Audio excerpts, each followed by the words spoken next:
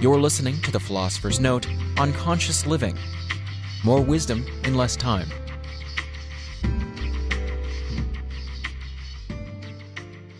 Hi, this is Brian. Welcome to The Philosopher's Notes on Conscious Living, How to Create a Life of Your Own Design by Gay Hendricks, Ph.D. At its simplest, conscious living is the art of feeling your feelings, speaking authentically, knowing your life purpose, and carrying out effective actions that contribute to your well-being and the well-being of others. The moment we commit ourselves to living consciously, we embark on a journey of wonder through the real world, on a sacred path of infinite practicality. I believe that committing to the journey makes us fully human. I believe also that wholehearted participation in the journey is our very best way of returning thanks for the gift of life. Life comes to us freely. We wake up one day and we're in it. Conscious living is the art of expressing gratitude for the gift of life by learning and loving as much as we can until the moment we're not here. End quote. That's Gay Hendricks from Conscious Living. As you know, if you've read the note on Gay Hendricks' great book, The Big Leap, Gay is a close friend and mentor of mine and now a business partner with Philosopher's Notes.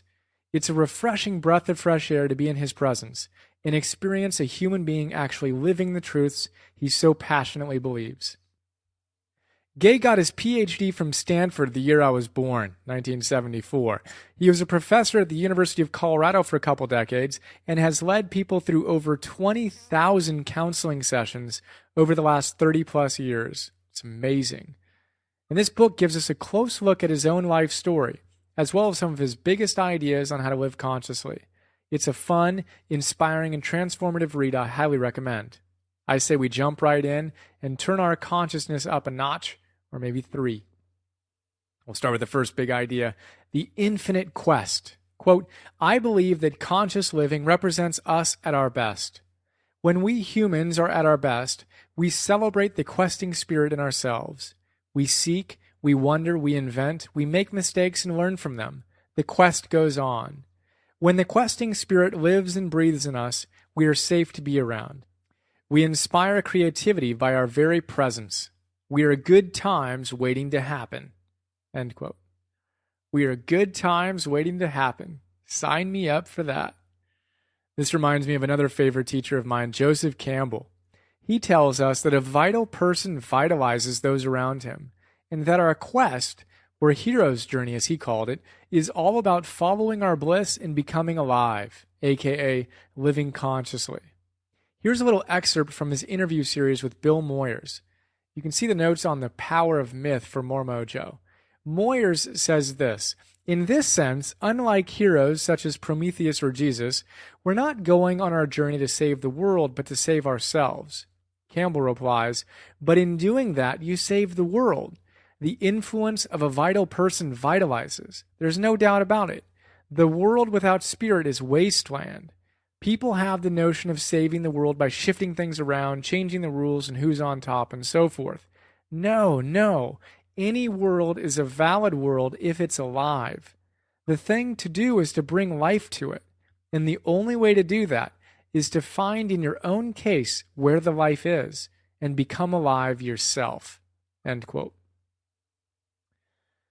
Love that. The next big idea, unexpected forms of magic. Quote, once I had committed myself to the path, I discovered an unexpected form of magic. A field of grace seems to form around us when we commit ourselves to something that satisfies our souls. Invisible pathways open up through the universe. We meet people who are on a similar path, and we are given forms of assistance that seem like magic. All these things happen as I open myself to discovering who I was and what my true purpose in life was. End quote. Well, it's impossible to read that and not refer to Joseph Campbell again, and to W.H. Murray. And how about some love from Tal Ben-Shahar, the Harvard professor who teaches the most popular class on campus and shares his positive psychology wisdom in his great book, Happier. We'll kick it off with Campbell and Moyers again. Moyers says this time. Do you ever have this sense when you are following your bliss, as I have at moments, of being helped by hidden hands? Campbell says, all the time. It is miraculous. I even have a superstition that has grown on me as a result of invisible hands coming all the time. Namely, that if you do follow your bliss, you put yourself on a kind of track that has been there all the while waiting for you, and the life that you ought to be living is the one you are living. When you see that, you begin to meet people who are in the field of your bliss, and they open the doors to you. I say, follow your bliss and don't be afraid, and doors will open where you didn't know they were going to be. End quote. I love that. I always want to cue a chorus of singing angels when I read that and when I read this one. So I realize I've quoted Murray probably 10 plus times in these notes. And if you've already read a lot of the other ones, you've already heard me share this one before, but I'm going to share it again. Fits so perfectly here. W.H. Murray says this: until one is committed, there is hesitancy, the chance to draw back, always ineffectiveness concerning all acts of initiative and creation. There is one elementary truth, the ignorance of which kills countless ideas and splendid plans, that the moment one definitely commits oneself, then providence moves too. All sorts of things occur to help one that would never otherwise have occurred. A whole stream of events issues from the decision raising in one's favor all manner of unforeseen events, meetings, and material assistance which no one could have dreamed would have come their way. I have learned a deep respect for one of Goethe's couplets. Whatever you can do or dream you can, begin it. Boldness has genius, power, and magic in it. Begin it now. End quote. Cue the angels again, and we'll move on to Tal Ben-Shahar from his book Happier. You can see the notes on that. He says this, quote, in 1879, Thomas Edison announced that he would publicly display the electric light bulb by December 31st, even though all his experiments had to that point failed. He threw his knapsack over the brick wall, the numerous challenges that still faced him, and on the last day of that year there was light. In 1962, when John F. Kennedy declared to the world that the United States was going to land a man on the moon by the end of the decade, some of the metals necessary for the journey had not yet been invented, and the technology required for completing the journey was not available. But he threw his and NASA's knapsack over the brick wall. Though making a verbal commitment, no matter how bold and how inspiring, does not ensure that we reach our destination, it does enhance the likelihood of success. End quote. So there you go. If we want to experience some unexpected magic, we've got to throw our knapsacks over the wall, commit, and let the invisible hands guide us on our quest. The next big idea is let go of the past. Quote, we keep ourselves so tied up in regretting the past and fearing the future that we don't have any energy left to figure out who we are and what we want to create right now. End quote. A key aspect of living consciously is to be present. We can't do that if we're constantly churning through the negative stories of our past. We've got to let it go and become present to the joy of this moment and the thrill of our glorious future. Throughout these notes, we've talked about the absurdity of going to a really bad movie again and again and again and again and again, or about trying to drive while looking in the rearview mirror. It just doesn't work. Let's reflect on that wisdom again and see if we can't shake the habit. First, how about some old school Vernon Howard wisdom from his classic, The Power of Your Supermind?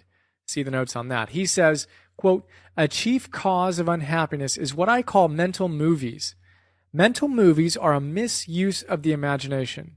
You know how it goes. You have a painful experience with someone, then run it over and over in your mind. You visualize what you said, what he did, how you both felt. As awful as it is, you feel compelled to repeat the film day and night. It is as if you were locked inside a theater playing a horrible movie. End quote. Imagine that. And then paying to go watch the movie again and again and again. Now, imagine driving somewhere while staring in your rearview mirror. It's not going to work, huh? Same with our lives. We've got to let go of the past and quit replaying the scenes we regret to open up to the possibilities of the moment, to look straight ahead. I'm repeating myself now, aren't I? It's deliberate. So how about you? Are you replaying a scene in your head again and again and again and again? Is now a good time to let it go? All right, the next big idea is being one-celled organisms. Quote, we are designed to be one-celled organisms. When all of the multitudes we contain within us are embraced in the fullness and oneness of our core selves, we are happy. We can work, we can love, we can invent and celebrate, all in the large and loving unity of our core selves. When we're operating as one-celled organisms, we can connect with the one self of our friends and family. End quote. One-celled organisms. I love that idea. Becoming a one-celled organism is what it's all about. We talk about it in our notes on Big Mind, Big Heart by Zen Master Genpo Roshi, and in the 6 Pillars of Self-Esteem by Nathaniel Branden, and in the Dark Side of the Light Chasers, and pretty much in every note we do here. Let's talk about those now. Genpo Roshi walks us through a process called Big Mind that's all about integrating the multitude of voices within us, and says this in his great book. You can see the notes on it. Quote, my understanding is that every aspect of the self, every voice, has its own innate wisdom. That if we would simply allow every voice to be heard, to be appreciated, and to be honored, we as human beings would live a much healthier, happier, and joyful life. That by denying or suppressing any aspect, we are creating a problem, both for ourselves and for others. Nathaniel Branden's second pillar of self-esteem is self-acceptance. And he tells us that we need to make sure we don't have an adversarial relationship with ourselves, and that, quote, as a psychotherapist, I see nothing does as much for an individual's self-esteem as becoming aware of and accepting disowned parts of the self. The first steps of healing and growth are awareness and acceptance, consciousness and integration. And Debbie Ford's great book, The Dark Side of the Light Chasers, is all about mining the darkness of our consciousness to reintegrate the shadow elements and become fully alive / one-selved beings. She tells us, quote, we live under the pretense that in order for something to be divine, it has to be perfect. We are mistaken. In fact, the exact opposite is true. To be divine is to be whole, and to be whole is to be everything, the positive and the negative, the good and the bad, the holy and the devil. When we take the time to discover our shadow and its gifts, we will understand what Jung meant by the gold is in the dark. Each of us needs to find that gold in order to reunite with our sacred self. End quote. So how many selves are you at the moment? You want to reduce it to one with me? We'll become one-selved organisms. All right, the next big idea is Stoics rock. Quote, one historical stream of teachings on conscious living comes from the Stoics of Greece and Rome. These remarkable teachers developed a powerful philosophy of self-change. The Stoics lived in a time when a philosopher was a combination of therapist and inspirational teacher, whose province was the conscious encounter with daily life. Religion existed in that time too, but it served a different purpose. Religion was concerned with appeals and offerings to various gods ordained by the state. It really had nothing to do with leading a moral or effective life. Only later, when the rational sanity of Stoicism had been combined with the magical heart of the new religion of Christianity, would religion become the mixture of mystery and morality that it is today. End quote. Gay and I are both huge fans of the classic Stoic philosophers. Epictetus. Gay loves him so much he even adapted his classic text for modern times. You can check out a link to it in the PDF. So Epictetus, Marcus Aurelius, who's my personal favorite. How can you not love an emperor philosopher?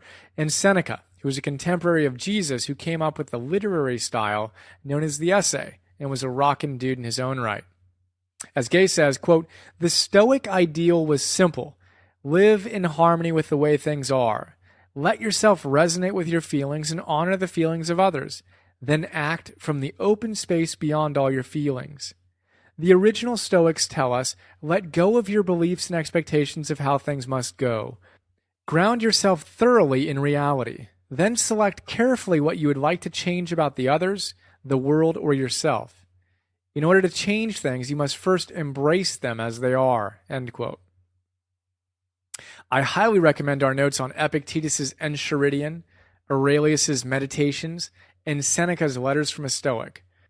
For now, let's take a real quick look at some of their mojo, huh? Epictetus says this, we cannot choose our external circumstances, but we can always choose how we respond to them. Aurelius says, "Your mind will be like its habitual thoughts, for the soul becomes dyed with the color of its thoughts. Soak it then in such trains of thought as, for example, where life is possible at all, a right life is possible." And Seneca says, "As it is with a play, so it is with life. What matters is not how long the acting lasts, but how good it is." There you go. Stoics rock. All right, the next big idea is 5 required lessons of the journey. Quote, 20,000 therapy sessions during the past 30 years have taught me something I now believe in my bones. We choose how gently we get our lessons by how open we are to learning. Life teaches us with a sledgehammer if we refuse to pay attention. It administers the same lesson with a feather tickle if we show a willingness to learn. The journey of conscious living might well be called a journey from requiring sledgehammer blows to allowing ourselves to be tickled into clarity. Learn the 5 required lessons and you can retire your hard hat. Instead of getting bludgeoned to death, you can tickle yourself to infinity. End quote. That's great. You'll want to check out the book for the full lowdown on the 5 required lessons of the journey. It's a great chapter that'll help us get tickled to infinity. For now, let's check out the highlights, the 5 principles. Number 1, feel all your feelings deeply. Always and in every moment, embrace what is real inside yourself and focus on what is real outside yourself. This is all one long quote. 2, seek your true self. Get your priorities straight. Focus first on who you are, then let your actions flow from this place of deep self-knowledge. 3, let go of the uncontrollable. The secret of happiness is knowing that there are some things you can control and some things you cannot. 4, we are all made of the same thing. When we go deeply enough into who we are and who others are, we will find our organic connection with divinity and theirs. 5, life is fullest when we're most true to ourselves. If you express what needs to be expressed within you, you will be happy and fulfilled. If you don't, you won't. That leads us to the next big idea. Choose goals or go with the flow. Both, please. Quote, many people get stuck in a dilemma when they think of changing their lives. They wonder, is it better to choose goals and apply their will to creating what they want in life, or to live goal-free and open to the flow of the universe? The secret is to do both. To live a full life, we must be open to the mystery and live a purposeful life within its spacious context. End quote. I love this. One of the biggest things I've done for my consciousness is learning to quit seeing everything as an either-or equation and open to the possibility of both and. I thank Ken Wilber and his crew at the Integral Institute for their introduction to this concept, and you can see my notes on Ken for more. But isn't it weird how often we think stuff needs to be either-or, particularly with our spirituality? Either I'm spiritual or I'm an entrepreneur. Either I'm a monk or I'm wealthy. Either or, either or, either or. Yeah. What about my spirituality is expressed through my work, and my wealth is a sign of my connection to the abundant flow of the universe? How about you? You have any either ors in your life you might want to say yes and to? It's a powerful move. In terms of goal setting and flow, Tal Ben-Shahar, the Harvard positive psychology happier dude from above, talks about this in his great book. He brilliantly describes 4 different archetypes and how they approach life, saying this, quote, the rat racer's illusion is that reaching some future destination will bring him lasting happiness. He does not recognize the significance of the journey. The hedonist's illusion is that only the journey is important. The nihilist, having given up on both the destination and the journey, is disillusioned with life. The rat racer becomes a slave to the future, the hedonist a slave to the moment, the nihilist a slave to the past. Attaining lasting happiness requires that we enjoy the journey on our way toward a destination we deem valuable. Happiness is not about making it to the peak of the mountain, nor is it about climbing aimlessly around the mountain. Happiness is the experience of climbing toward the peak. All right, so back to you. Where are you at? Rat racing, hedonism, nihilism, happiness? Here's to happiness, where we set goals and go with the flow.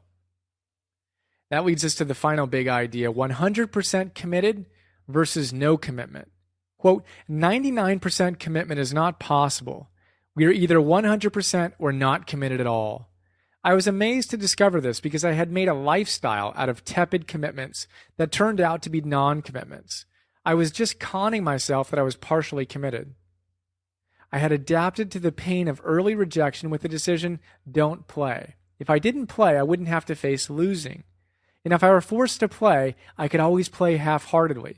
If I lost, I could say it didn't matter because I wasn't trying.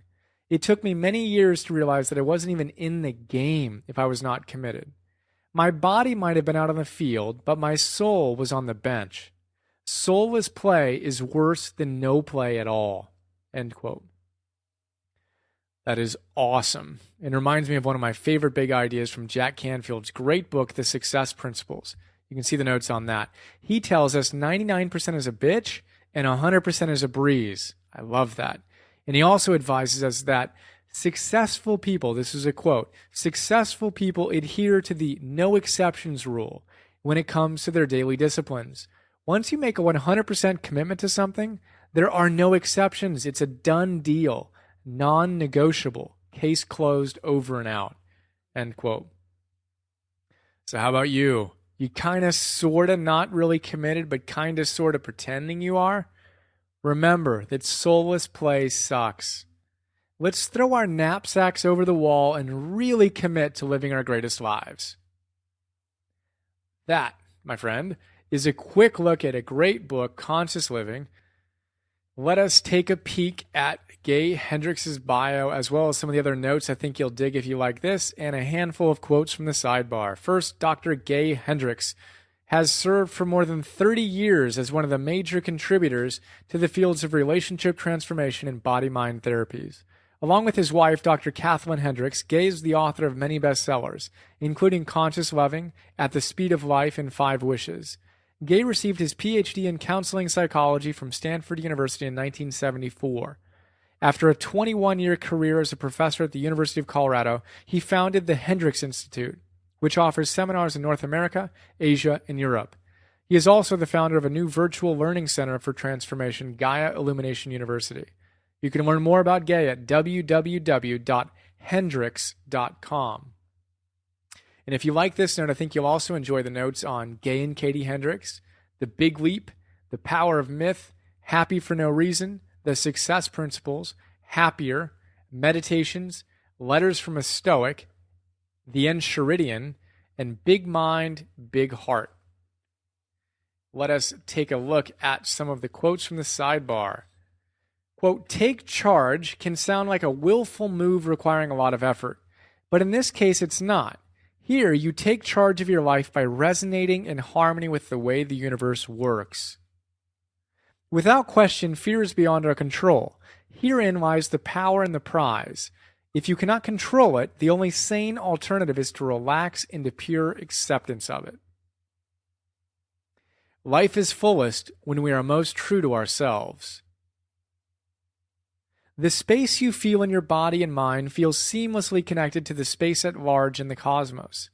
The space feels organically divine, as the drinking of water feels organically thirst-quenching compared to seeing the formula for water written on a chalkboard.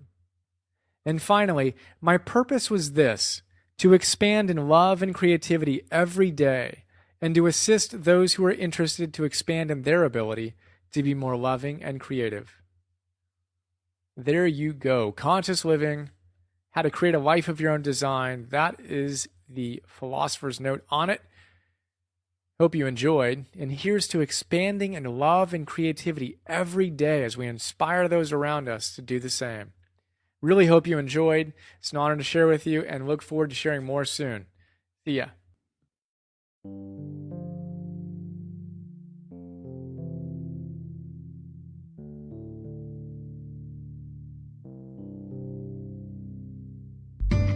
We hope you enjoyed this Philosopher's Note. Please go to www.philosophersnotes.com to download more.